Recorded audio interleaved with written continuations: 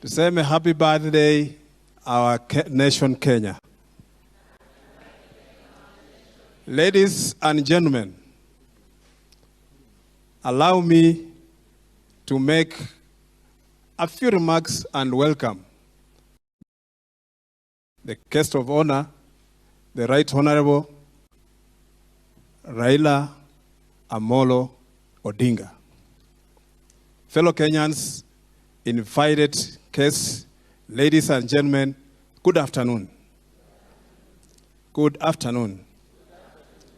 Allow me, with great humility, to introduce to you our chief guest, the guest speaker, a man who actually needs no introduction, the Right Honorable Engineer Raila Amolo Odinga, the Baba or second and third liberation and the father of devolution in Kenya.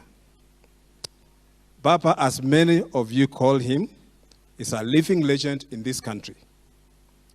His legacy has been built through the years, and his accomplishments are too many to name. Defining Kenya's political path has taken the collective efforts of many working along a winding path that began with struggle for independence from colonial masters that led to independence on the 12th December 1963.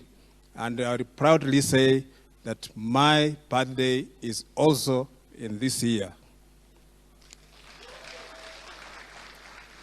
Political leadership over the last 60 years, seen the rise of different people seeking to continue the journey for making Kenya a better for all. The immense contribution by the party leader, His Excellency Raila Amolo Odinga, are outstandingly impeccable. The country's political path is colored with both his sweat and blood. His struggle saw him detained for 9 years without trial. He was at the center of the fight for multipartyism, not to mention the current constitution. Even though it has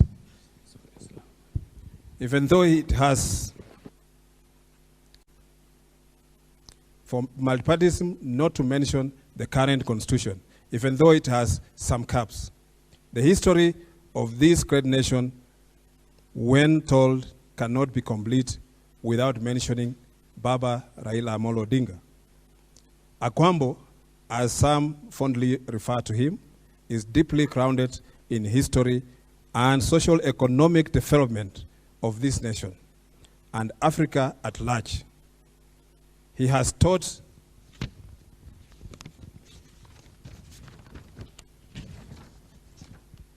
many of us to work hard and to strive for excellence in whatever we do.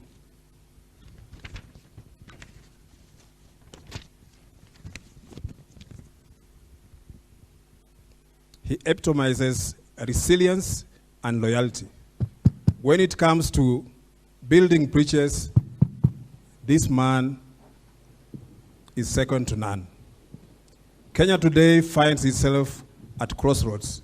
Our leadership is shaky, the economy is doing badly, the common mwananchi is getting desperate by the day. To address the many challenges we face, we need an action. We need execution. And we need a bold leadership. We need Baba. Ladies and gentlemen, it is my singular pleasure and honor to introduce to you a man who I have loved and respected my entire life. A man who introduced me to the world of politics and continues to hold my hand. My party leader, His Excellency Raila Amolo Odinga. Karibu Baba, uongee na watu wako Karibu baba.